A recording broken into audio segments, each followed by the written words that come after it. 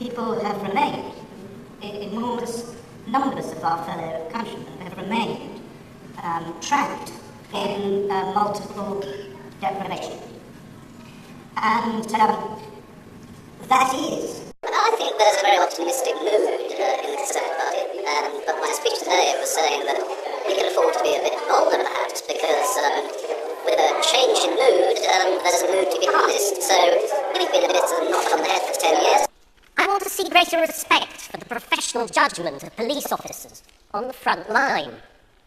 Now that means greater powers for sergeants on the street, in their neighbourhood, to authorise stop and search. Well, firstly, we as Conservatives believe in returning power to people and to communities. I think we've seen this government taking power away.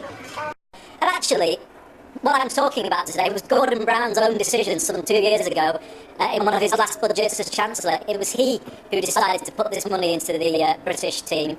And it's because of that that we're now hoping to see the best games. And the system of representative democracy, which is what we have, depends on those representatives, the politicians, whatever level we are elected, having that sense of trust from those whose votes we seek. It will have to be a smaller bank. Robert's spoken about the model that the private sector potential buyers were looking at. They all involved a significant downsizing of the business. And it is just, I think, not realistic.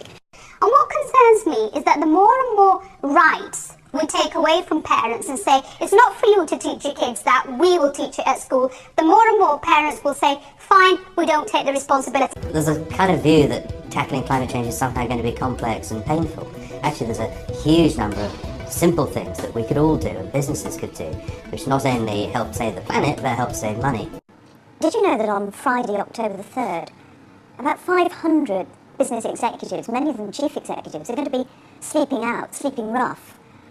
They're doing it to support Bike Night, which is being run by the charity NCH. So we need to defend politics, explain how it works, what it means, what it can achieve, get our youngsters into the polling stations.